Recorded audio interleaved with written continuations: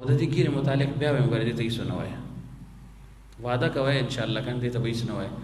څوک چې ګیرې ساتي که نه دا یو موټی نو هغه دې هم لږ احتیاط کوي، دا ګیره ده ښه دا ریش بچه دې ته وایي، دا د دې ګیرې بچې دی ګوره چې بچې څوک وایي که نه نو الله پې هم خفه کېږي. دې ته هم هېڅ مه وایه. څوک یې زما خوله کې لګي، هلکه خوله کې ولې لګي؟ تیل پې ولګوه په کته به شي که نه، تیل پې لګوه په کته به شي، هسې لګیا دا بانې کوي ځان له، دا ګوره ګیره کې شامل دی. دې وختونه په کته راتلل ټیک نه دي.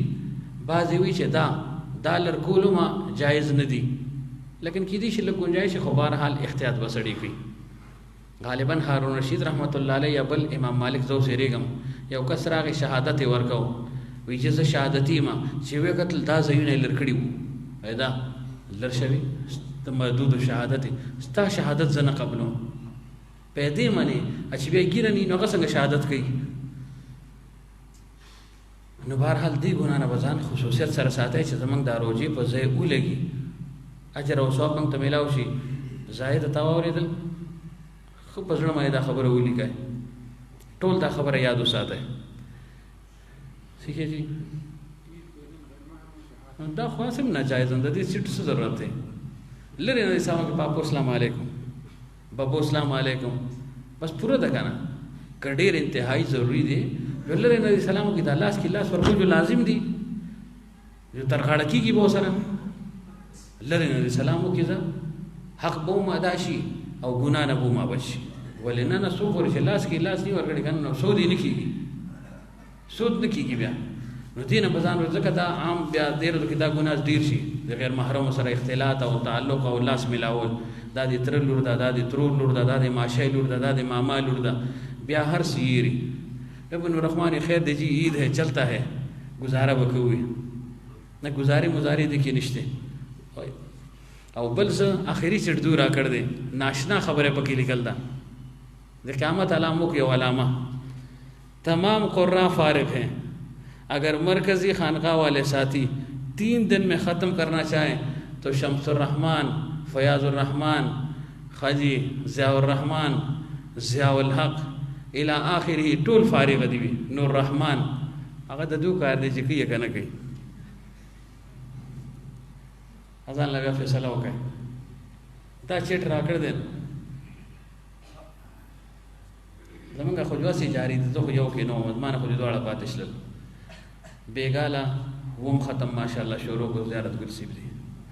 زه خو نوم پینځو کې ما غین رسول دغه پاره ما جوبار زه هلته ولاړی ازه جوبار ګرځم را ګرځم نو بیګا چې زرا ورسېدم یو نیمه بجا لږ زر را ورسېدم نو دوه اړه مولا 2:35 باندې بیا تراویح ختم شللې، یعنی یو ختم شو او بل وسره شروع شو ځکه چې مخې ته وخت کم دی.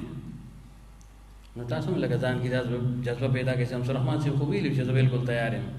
نو که تیار یم تاسو صاحب دي سره ملاوېدی شئ، ګلاله سره ملاوېدی شئ، دا مونډیان دي که نه هغه ضیاء الحق سره ملاو شئ، ضیاء الرحمن سره ملاو شئ. ولې هلته خو تقریر که نه هغې نه به څوک دی خلاصوي، هغې نه به څوک دی ټینګوي.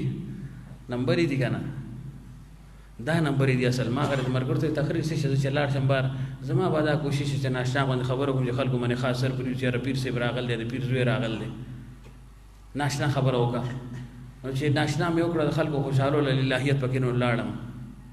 دا خو جو خالص عبادت دی، بس ولاړم که چرته به کله به سټ ګروم، کله به ترخ ګروم، کله به خکتک ګروم، تنګ یم که نه لیکن ولاړم. نو په دې باندې الله تعالی اجر او ثواب ورکوي.